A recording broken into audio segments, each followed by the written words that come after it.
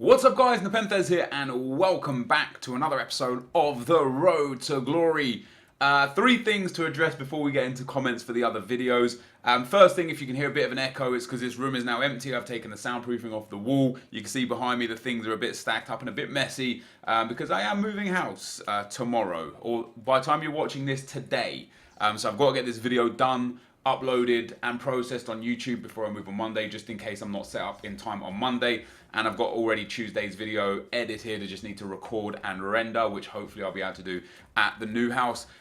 Second thing is, was the second thing the first thing? Yeah, the second thing was the first thing. First thing was audio, but that was due to the room, and the second thing was the room, which is due to me moving. And the third thing is input delay. For those of you that follow me on Twitter, you would have seen me complaining a little bit about it. Now, by the time you're watching this, I'm 33 games into FUT Champions. What we're doing here is we're doing the first thing for the Hazard SBC, which I do want to talk about as we go through today's episode. Bit of a bumper episode today, like 35 minutes long, so grab yourself a cup of coffee or a cup of tea or a drink or just nothing at all and just watch me with a dry mouth. It's whatever you're into. It's up to you, really. I've up to until today, I had never experienced input delay, and there's also the speed up lag, which is an issue where the game will like freeze for 3 seconds or so, and then it will speed up as if the game had played. It will like, you know, really quickly do the actions that have actually happened in between then and the game coming out of the lag. And your opponent doesn't experience that, they see the same thing. Now, I experienced speed up lag once, way back in early access, and I've never experienced it again. But Bateson gets it a lot, and today it's caused him a few games. It's cost him a few games because of speed up lag. For me personally, I genuinely thought input delay was people looking for an excuse, or potentially just playing on a bad connection, or you know, just having crappy internet. Because I've played nearly 1,000 games of FIFA this year, and I've never experienced it. And I thought to myself, there's no way I would go 1,000 or so games without experiencing something that seems to be a huge problem in the community. You know, like I said, I genuinely believe that people were saying, oh, I've input delay because this shot never happened. Well, maybe your opponent just tackled you quicker than you expected. Like, that was kind of my mentality. Today, for the first time ever, I experienced input delay, and I feel so bad for people that have to deal with this on a regular basis, because it is game breaking. To the point, like, I read all the threads on Reddit about it, and I'm like, dude, please, come on, like, you're over-exaggerating it, you're making a big deal. No, it's not being over-exaggerated, it is horrendous. You are talking about 3/4 of a second, at times up to 2 seconds, of anything you do just not registering. It was crazy. I was sitting there talking to Bateson and Marshall. I was like, literally, I had my controller this, doing this, trying to change player, and it just wouldn't change player. It wouldn't change player at all. And like I say, like it's for those of you that experience it more often than you don't, or even if you experience it 1 in 5 games or 1 in 10 games, that would be enough to stop me playing FIFA full stop. Like, especially if I wasn't a FIFA YouTuber, you know, for those of you guys that just play FIFA leisurely, it would be something that made me think, do you know what, let me go and play COD, or let me go and play League of Legends, or Diablo, or Dishonored 2. I would go somewhere else and play something else if this was a common problem for me and I wasn't a YouTuber. You know, it cost me the game, and it did cost me the game, and you'll see the game 33. I'll try and remember to talk about it when it happens, because I want to show some specific things that were happening that is, like, illogical by all means. Sometimes you do things stupid in games and you're like, oh, that wasn't me, and it was really, like, it was me, and I screwed up, and I tried to be cocky, or I tried something different and it didn't work, and it was my fault, and I'm trying to be like, why would I do that? Like, but on this occasion, it's literally like I'm standing there dead still with the ball, I've pressed pass to my open centre back, and he's just standing there. Nothing's registered, and my opponent striker toddles up to him, picks the ball up off him, runs to the goal, scores in the 90th minute, a kick off, and that's full time. Like, you cannot make it up. It was hard, man. I was so angry. I was so frustrated, because again, if you follow me on Twitter, you'll know what my record is, even, you know, up to the 33rd game, and I'm having a fantastic week, which is good for you guys that don't know, because you've got a lot of really good gameplay to look forward to. But yeah, I'm having a fantastic week, and it's a really bitter pill to swallow, losing a game literally due to something completely out of my control. And completely out of my opponent's control. He didn't make me have input lag. He didn't make the connection bad between us. These are dedicated servers. It shouldn't be a bad connection, you know. Like it's no blame on him whatsoever. I'm sure I've won games where I've come up against people who have input delay, and one of the things that makes like really kind of resonated with me through this was so many, you know, of the games where I beat someone that I say to you guys, this guy was just so much better than me and I still managed to beat him. I now sit there and consider if he had input delay. I think, wow, did I just beat this guy who's head and shoulders above me in terms of ability because he's suffering from input delay and I'm not? And that's not good enough specifically in FUT Champions. And one thing I'll say as kind of like an open invitation to EA or any EA devs that watch or any EA representatives that watch that have a voice within EA, your game will never be taken seriously as a competitive game mode if you don't fix, but more importantly, address these issues. If you can't fix it because you don't know why just yet, tell us. Say, we hear you, we understand you've got problems with input delay, we're collecting some data and some resources from a select group of people in our community, we're going to look back at that, we're going to let you know what the problem is or what the problem isn't. That would be great, but EA just keeps stum. They just don't say anything. They literally just don't tell you a damn thing and just expect you to just put up with it, and that's not okay, especially in a game mode that they're trying to make competitive. You just can't do it. You cannot get away with it. But anyway, as you could probably tell, I'm a little bit frustrated with the game right now. I digress. Let's get on to some positive things and get on to some comments from the previous video. Chris T says, "Hi Nep, you probably won't read this." I did. But do you think Defoe will get an SBC for his 150 goals? My gut instinct says no.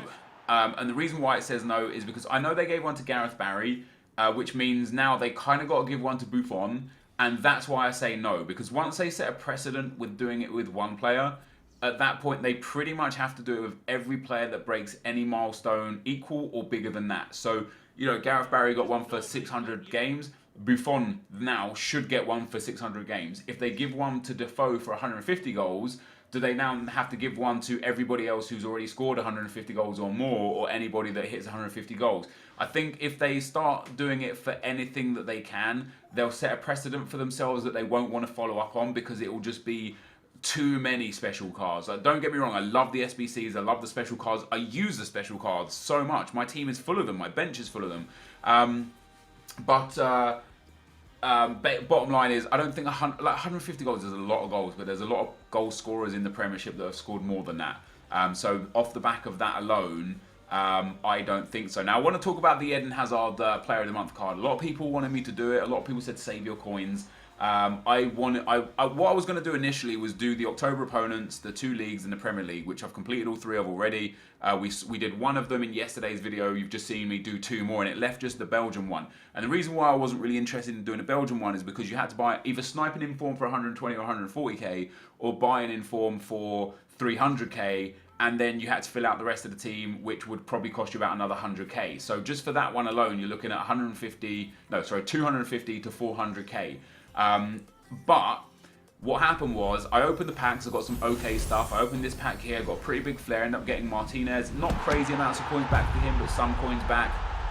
And I'd done, up to this point, it relatively cheap. About 80,000 coin for the BPL one, the 2 informs that I bought quite cheap, 35,000, 38,000. I had so many other players already.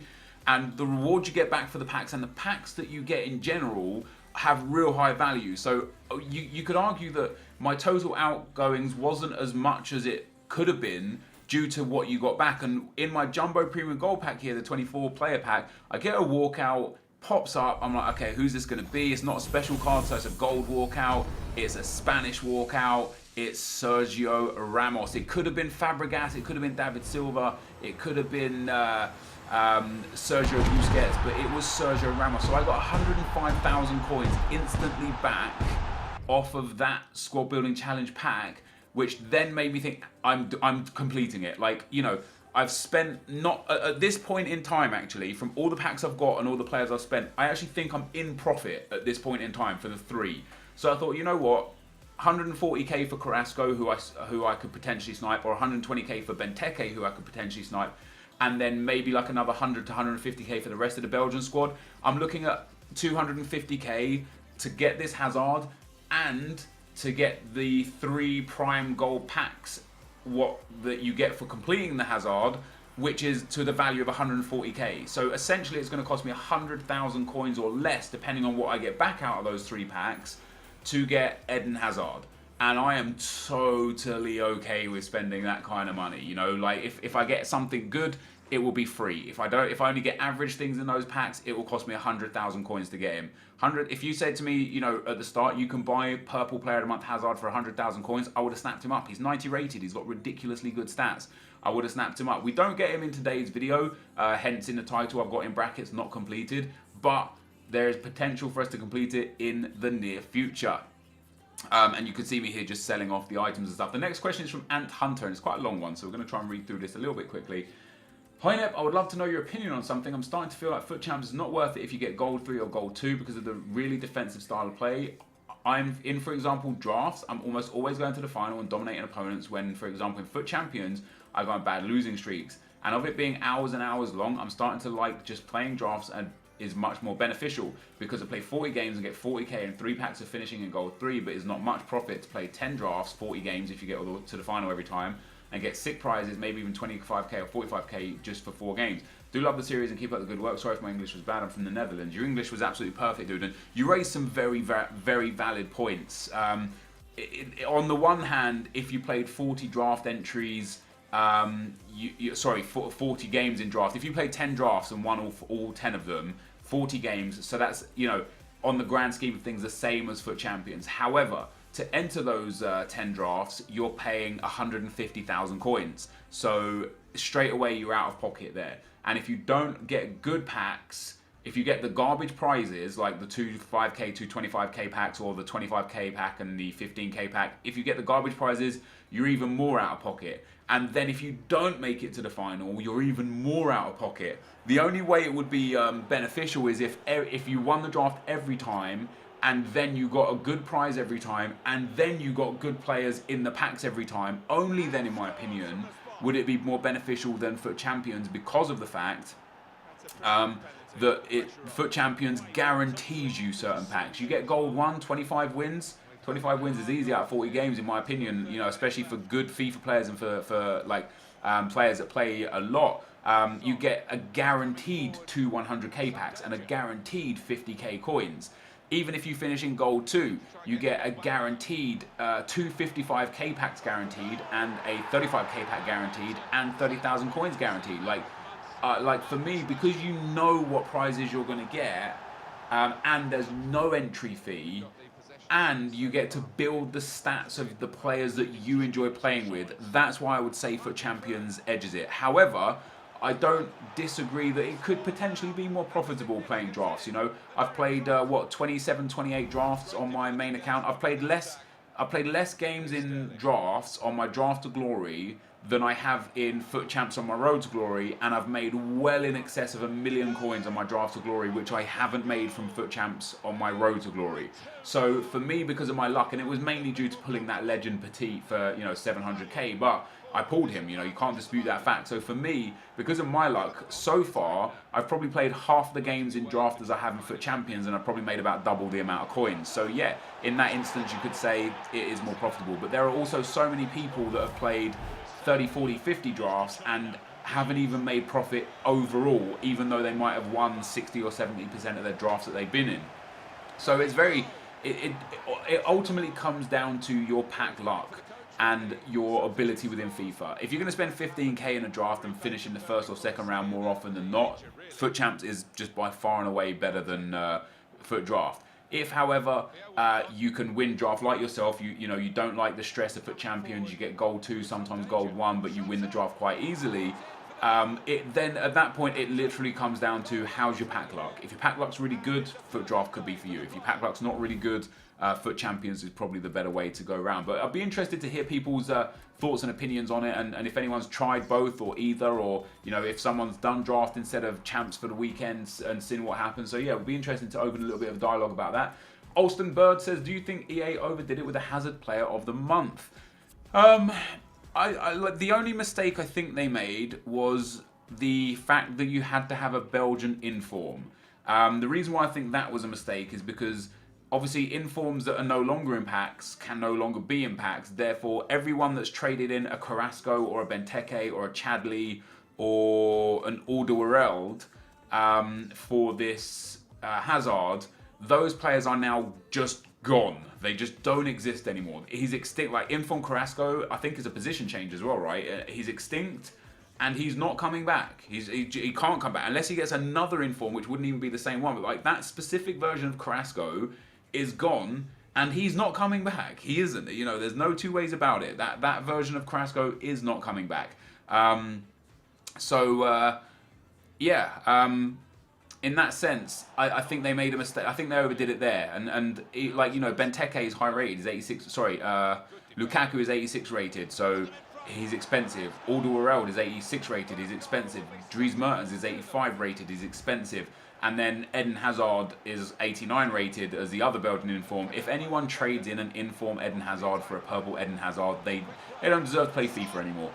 So in that instance, I think they overdid it. But needing 2 BPL informs, I don't think they overdid that. There's so many BPL informs. There's a load of cheap ones. Even now, they're only like 30k. Like, you know, you've got to say, for what you get, a 90 rated player, and the fact that you get 250,000 coins worth of packs as well. You know, if you're spending 300,000-400,000 coins on that, that's a good deal in my opinion. Any less than that would be a great deal, and then any less than, like, if they only made it so it cost around 200,000 coins to complete and still gave 250,000 coins worth of packs back, it just wouldn't be beneficial to EA. Like, you know, they obviously, this is a 90 rated player. They want it to be exclusive. They want people to have worked for this. And if they made it too easy, they'd have everybody and their dog running around with a 90 rated left forward untradeable purple Hazard. And I don't think that would be right. I think it needs to be something that people can work towards. But yeah, that's just my opinion. Stinky Beans MJ says, I've lost track, but how has Nep earned 600,000 coins? The majority of my coins come from 2 things. In fact, all of my coins come from 2 things. First things first is bronze pack method. Obviously it's not like extensive coins, it's a couple thousand here or there, sometimes 10-20,000 based on the players that I pull out of the packs, and it allows me to not only gain coins from the bronze pack method, but also conserve coins, because I don't have to buy fitness cards, and I don't have to buy contracts, and I don't have to buy healing cards. But the majority of my my coins right now has come from FUT Champs. You know, I've finished week 1, I finished gold 2. Weeks 2, 3, 4, and 5, I finished gold 1. Week 6, I finished... Weeks 2, 3, and 4, I finished gold 1. Week 5, I finished elite 3. Week 6, I finished gold 1 again. And this week, I'm looking to finish in elite somewhere. I don't know which one specifically yet. So from that, you know, the match coins that I've earned from playing all those games, the coin rewards, and then the pack rewards, that's where all my coins have come from. And actually, I think in my club, I have asset value of about 1.5 million coins. If I sold up absolutely everything, that's probably about where I'd be. And that includes consumables and everything. But yeah, maybe even a bit higher than that. I might be close to 2 million coins.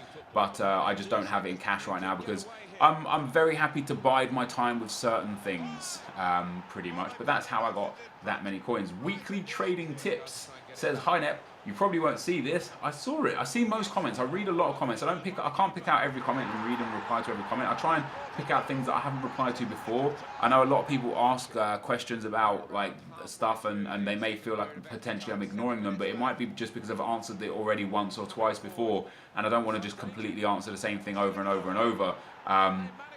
So with that in mind, that's why that happens basically. But yeah, best time to make a team is basically from now up until next Tuesday, Wednesday. You know, you're going to have Black Friday. There's going to be special packs throughout the weekend. You're going to have Cyber Monday and the end of FUT Champions for this month on Cyber Monday. I think Cyber Monday is probably going to be a day where everything is just going to be super cheap. You know, like super cheap. So that's, for me, the best time to buy a team. Luke Alloway says, Nep, do you think that once a month you should get free entry to the weekend league to give people a chance, at least maybe for Christmas or New Year? Even for good players, it can still be hard to qualify, and I think everyone should get a fair chance at least once a month. No, I don't believe that people should just be given entry to FUT Champions. I think if you're not good enough to qualify, you don't deserve to play. I think you should get better and try and qualify. However, I think that they should have something that offers better rewards for people who can't play, and we'll actually discuss that in a sec, because there's a good comment about that.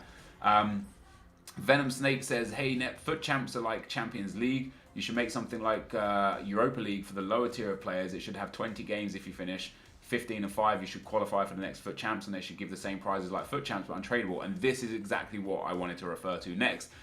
This would be amazing. Instead of having something like foot champs where you have to qualify, have something like, and I think we talked about it before, you know, like, what is it called? Draft champions in Madden, something like that, where, you know, maybe like you draft a team that's not yours, like in Foot Draft. You play a 20 game series throughout the week. If you go 15 and 5 or better, you get qualification into Foot Champs, and then the rewards you get can be coins and untradeable packs. Stuff like that would be amazing. The only deterrent from it was that, and somebody raised quite a valid point, if that's the case, a lot of people won't even care about Foot Champions because it'd be the sort of thing that's easier to play. No required entry requirements. You know, you don't have to be good to get in. The pros and the good players will easily just go 20 and 0 every time and get good rewards, even though they're untradeable, but they won't care because it's not like they need the coins anyway. So there's some pros and cons for it, but I think through seasons is probably the best way to reward people. I think packs and more coins through seasons is in my opinion, the best way to reward people who aren't great at FIFA and can't qualify for Foot Champions yet, with prizes that are, you know, worth it, basically worth playing FIFA for. Next question was from Mr. Juggy. Yo, Nepo, I'll play 10 games of Foot Champs and lose 2, and then the next 10 games I'll lose 7. What's up with that? EA has to have something to do with it. PS, love your vids, please help. I don't think EA has anything to do with that. I've done it myself many times. I'll go on hot streaks and cold streaks, and one of the biggest problems I found with me personally is when I go on a cold streak, I let my emotions and my idea of what should happen get in the way. You know, I'll lose a game unfairly, like I just lost game 33 to a guy because of input delay. So instead of playing the next game tilted, I thought, you know what, let me just go and record the video. Let me just take a step away, go and record a video. I've only got 7 games left afterwards. It won't be a problem. But what I've been doing in previous weeks is I'd lose that game, then I'd be so angry, I need to go and get a win, and I'd go into the next game hungry to just force myself down my opponent's throat, and like I'd be rushing my play, like taking silly shots and trying to get stupid goals from stupid angles because I'm so desperate to get back into the game and get a win under my belt and not go 2 losses in a row that it ends up causing me more problems than it saves me. So this week I've documented all of my results. I've documented my wins and losses, and exactly how I've done it and where I've done it. And for the first 10 games, which obviously we're seeing here today, I won the first one 4-1, I won the second one 2-0, I won the third one 5-2, I won the fourth one 4-1. The fifth game I lost 4-3 in the 120th minute, and that was a tough game for me because I felt like I should have won that game.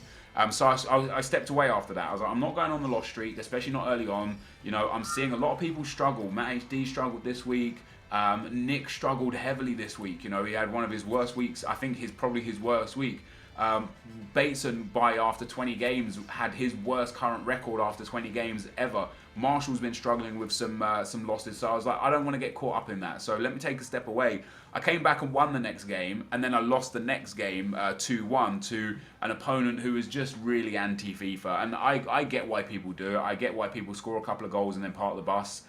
They get nervous, they want those wins. I understand it, but it is frustrating to play against. And then after that, I went a nice win streak. You know, I think in fact the game we lost 2-1 might be this one. Is this the one? It might be this one that we lost 2-1. I don't know how many games we've got through here, but after 10 games, I was 8 wins and 2 losses, which we're going to see here today.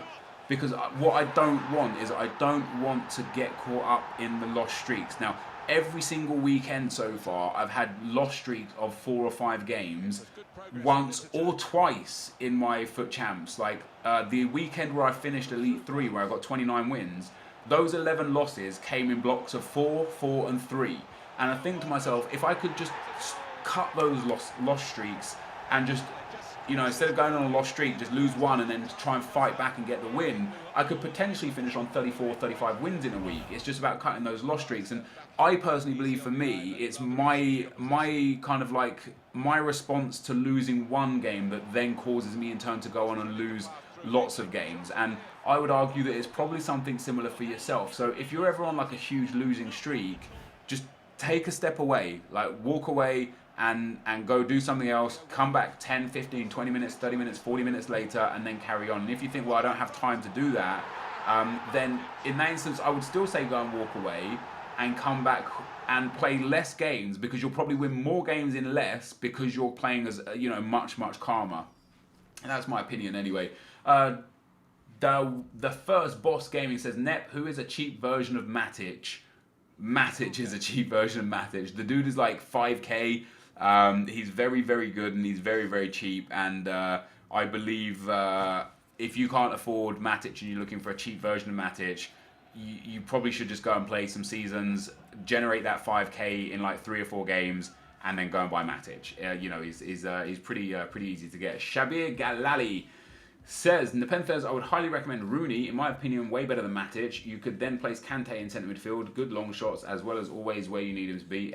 Anyway, great vid as always. I have Rooney, Matic and Kante in this team in my midfield, and I'm very happy with them. I might look to swap out Rooney for Inform Torre if potentially we could pack him or afford him at one stage or another. But here, guys, is the final team for the Player of the Month, Hazard. You guys thought maybe I wasn't going to get him today. I did get him today. We already got walkout Sergio Ramos as one of our players back, which got us a lot of coins back. Yes, we had to trade in a few expensive players here, but we've got that 90 rated Hazard. I didn't want to not get him, you know. I thought to myself, do you know what? If I'm going to get him, let's just get him now and have him for this Foot Champs 40 games, so that we can see how good he is and if he's going to make a huge difference to our club. We get 3 packs for it, as I say, 3 prime goal players packs, which is the pack that is 45k in value, has 12 items and 6 rares. And our first pack wasn't so great. But you know, players are players, man. I'll store all the ones that I can into the club. I'll sell all the rest, and we'll keep them for you know, potential other potential squad building challenges. Mohammed Adel says, Nick manages his coins better than you because he always does everything on stream. I don't necessarily think Nick manages his coins better than me. I think he's just far more patient with his coins. For example, he may or may not do the Eden Hazard as we get ourselves another walkout, and I saw the big flare and I saw the French flag, and I was just praying that it was going to be Pogba, because that would have just been all of our coins back and some. But it was Lloris. Even though that's not too bad, Lloris still sells for like 40 to 50k, which is great. That's more coins back. But what Nick does, which I don't do, like, I already have Giovinco, and I have had for a while, and Nick's only just got him. I already have Jonas. I already have Perbert. I already have Hazard. I got all of these players before Nick, and I spent more than Nick to get them. Because he waited, and I'm just too impatient. You know, we both have different ideas of how Road to Glory should work. We both have different ideas on how and when to spend our coins, and I think that's beneficial for you viewers, because if we both did exactly the same things at exactly the same times, it would be relatively dull, because it's like, hey, I know what, you know, there's a specific formula to follow. But because we do different things at different times, it gives you guys, you know, for some of you that can't afford them right now or don't necessarily want to waste potential 50 or 100k coins, you might be able to say, okay, I'm going to wait to see how Nick does it, and I'll do it the same as him. Or you might be sitting there with 300-400k coins and be like, let me see how Nep did this, because I've got the coins and I want the player. So yeah, Nick just takes his time more, which is going to help him more in the long term, because come a time in 3 months' time, he'll probably have 2, 3, or maybe even 4 times the amount of coins that I have. But in the short term, it helps me because I've got the nice players that I'm playing with now. So it is very much half of one and 6 a dozen of the other. 6 a dozen, half a dozen, 6 of, you know what I mean. Res1, Nep, when you talk about the stats boost after adding a chem style, the players don't play like they have stats that the chem style suggests it adds. I wholeheartedly disagree with that. One thing I think you need to be wary of is what you think the stat boosted the stats of. For example, if you boost the stat of Ross Barkley and he goes from 79 shooting to 86 shooting, and then you try a shot and you're like, wow, this isn't 86 shooting, this is garbage. Is that potentially because it boosted his finishing, his positioning, and his shot power rather than his long shots? You know, you've got to look at the actual individual stats that it boosts and whether or not that's relevant to the player and relevant to your play style. I guarantee you, if you try playing with someone like mid-range pace with like 83 or 84 pace with a sentinel, a striker, get a striker with like 84 pace and put a sentinel on him and play 5, maybe 10 games with them. get a good feel for them, learn how they play with that chem style on. If you then switch it to a hunter, you will feel the difference like night and day. It's ridiculous how important the chem styles are. I know some people don't like to believe them. Some people don't believe the stats get boosted. And what some people do is like for example, when I got that Hazard, some guy was like, if you just put a Deadeye on 89 Hazard, you've got 90 Hazard. And people are like, yeah, that's so right. Why would I waste money on that? I could just buy this one and Deadeye and it's the same card. It's not the same card because the 89 gets a Deadeye that boosts his stats. But that's then assuming that I have no chemistry on my Hazard. Like I also get a chem style on my Hazard that boosts him as well. So when people say like, oh, how come, you know, I gave a pace boost to my centre back and he still can't keep up with let's say you've got a centre back with 70 pace and you give him Hunter or Shadow and it boosts him up to 81 pace, and then you're like, how come he can't keep up with that striker that only has 78 pace? Well, that might be because that striker also has a chem style that boosts pace, so it boosts his pace above. So you've got to remember that it's not just your players that have chem styles and no one else's do. Everyone has chem styles, and that's relatively important. But in my opinion, I feel the difference. I do feel the difference. And last but not least, John Stujaitis, great name. Hey Nep, I have a question. What's your opinion on playing offline seasons? I personally play till I win Division 1 and have a nice coin balance and then go into online divisions. I want to know what you think. Yep, if you've got the time and the patience to play against the AI, go nuts, bro. Why not? You know, why not? I think for winning Division 1, you also get 15k untradeable pack, I believe. So in that instance, it's definitely worth it. If you can sit there and just play and play and play and pick up the coins and then go into online seasons when you've got a really good coin balance, yeah, I agree. In fact, I did it a lot last year. I did a lot of the offline tournaments last year to generate packs and coins for my Road to Glory, which then helped us build super teams, which allowed us to win Division 1. Brilliant. This year, I think it's a bit easier to not have to do that because of the rewards that you get from the daily knockouts and from FUT Champions. But yeah, why not? Why not indeed? So, after our first 10 games, as I said, we finished up 8-2. 8 wins, 2 losses from our first 10. In that time, I scored 30 goals and conceded only 14. Of my 2 losses, both of them were by only 1 goal. And this is why I wanted to track my stats, because I wanted to track what happened when I lost and how I lost. Because I want to know how close I am to being able to turn that around to being just straight wins. So we got only 1 win of all of them was by... No, sorry, 2 wins were by 1 goal. Both losses were by 1 goal, and then 6 wins were by 2 or more goals. However, guys, this is going to be the end of the video. If you did enjoy this, be sure to leave a like rating, comment, and subscribe to my channel if you haven't already. But for now, guys, I'm out. Peace.